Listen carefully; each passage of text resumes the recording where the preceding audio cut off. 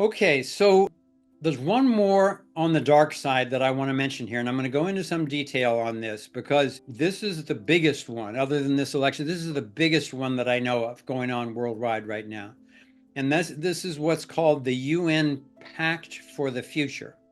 You know, I think it was in August that the UN had a meeting and tried to sign the WHO treaty, this whole health treaty that would have given them all of the power and they can declare emergency and mandate vaccines and all that type of thing. And it was voted down.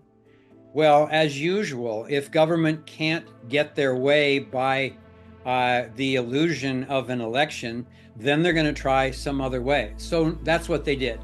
Just a few days ago, I think it was over this past weekend, they met and signed off on three global governance tools.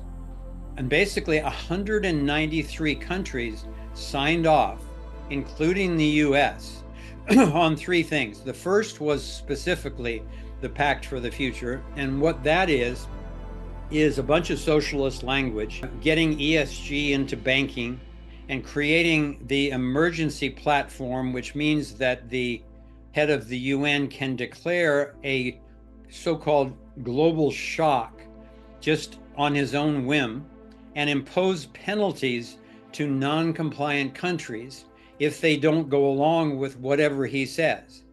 And then he gets to decide unilaterally when to renew that emergency declaration. And this allows them the authority to prevent access to bank accounts, transportation, purchases, on and on. Basically, this is the one world government, which was the purpose of the UN from the start. The Rothschilds and the Rockefellers created the League of Nations, which failed to try to get a global government.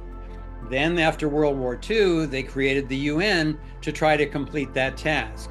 And the UN has not been very successful at anything, fortunately.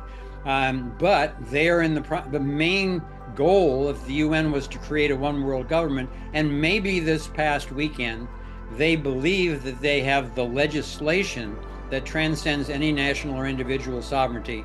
And basically, it's a social credit score for the entire world in the hands of a small group of people led by one guy, who is, of course, works for Bill Gates and Klaus Schwab and the international central bankers. That's just part one. That's Pact for the Future. The second one is the Declaration on Future Generations.